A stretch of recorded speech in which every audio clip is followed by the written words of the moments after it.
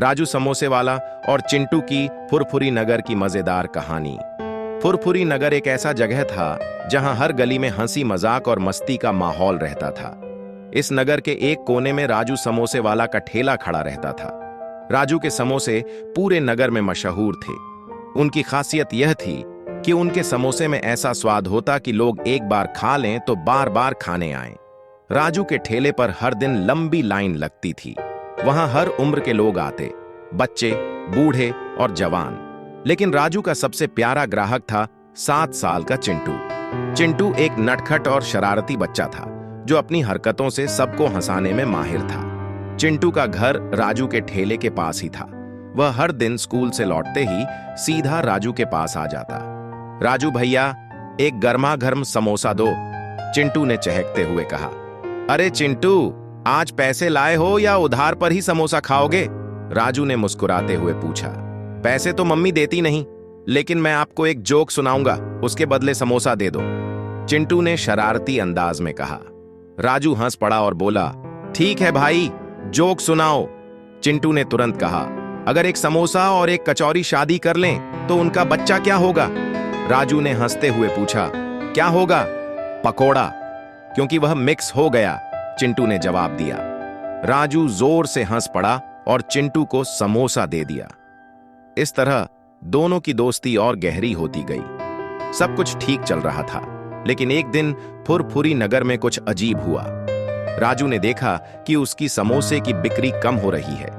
लोग उसके ठेले के पास आने के बजाय सामने वाले नुक्कड़ पर नए ठेले वाले के पास जा रहे थे। उस ठेले का नाम था मस्ती समोसे वाला। राजू को समझ नहीं आ रहा था कि ऐसा क्यों हो रहा है। उसने चिंटू से अपनी परेशानी बताई। चिंटू, यह नया समोसे वाला मेरी सारी बिक्री छीन रहा है। लोग उसके समोसे क्यों पसंद कर रहे हैं, यह समझ में नहीं आ रहा, राजू ने उदासी भरे स्वर में कहा। चिंटू ने अपनी आंखों में शरारत भरी चमक लाते हुए कहा, राजू भैया, मैं पता लगाता हूं, यह काम मेरे लिए छोड़े दो। चिंटू ने तय किया कि वह मस्ती समोसे वाले का राज पता लगाएगा। उसने अपने दोस्तों को बुलाया और योजना बनाई। हम सब मस्ती समोसे वाले के पास जाकर देखेंगे कि वह क्या कर रहा है। हो सकता है वह कुछ खास मसाला डालता हो, चिंटू ने कहा। अगले दिन चिंटू अपने दोस्तों के साथ मस्ती समोसे वाले के ठेले के पास गया। वहां उसने देखा कि ठेले पर एक बोर्ड लगा है, खास मसालेदार समोसे, जादू का स्वाद। चिंटू ने सोचा, यह जादू का स्वाद क्या है? चिंटू ने एक समोसा खरीदा और उसे ध्यान से देखा। समोसा खाने पर उसे पता चला कि इसमें कोई साधारण मसाला नहीं है, बल्कि कुछ ऐसा है जो लोगों को इसे बार बार खाने पर मजबूर कर रहा है। चिंटू ने समोसे को पैक किया और सीधा राजू भैया के पास पहुंचा। राजू भैया, मैंने मस्ती समोसे वाले का राज पता लगा लिया है, चिंटू ने उत्साह से कहा। क्या पता चला, बताओ, राजू ने उत्सुकता से पूछा। उसके समोसे में एक खास तरह का मसाला है। यह मसाला खाने वालों को इतना पसंद आता है कि वे बार बार उसके पास जाते हैं, चिंटू ने समझाया। राजू ने सोचा, यह मसाला कहां से आता होगा? हमें भी इसे लाना होगा। राजू और चिंटू ने तय किया कि वे इस मसाले के बारे में और जानकारी जुटाएंगे। उन्हें पता चला कि यह मसाला पास के जंगल से लाया जाता है। अगली सुबह राजू और चिंटू जंगल की ओर निकल पड़े। रास्ता लंबा और कठिन था, लेकिन दोनों के मन में हौसला था। जंगल में पहुंचकर उन्हें एक बूढ़ा आदमी मिला जो जड़ी बूटियां बेच रहा था। बाबा, क्या आप जानते हैं कि मस्ती समोसे वाला कौन सा मसाला इस्तेमाल करता है? चिंटू ने पूछा। बाबा ने मुस्कुराते हुए कहा, हाँ, वह जादुई खुशबू नाम का मसाला है।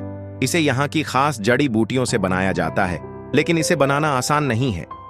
बाबा ने राजू और चिंटू को जड़ी बूटियां दी और बताया कि उन्हें इसे कैसे मसाले में बदलना है। राजू ने उस मसाले को अपने समोसे में डालकर परीक्षण किया। पहले ही दिन से लोगों को राजू के समोसे का नया स्वाद पसंद आने लगा।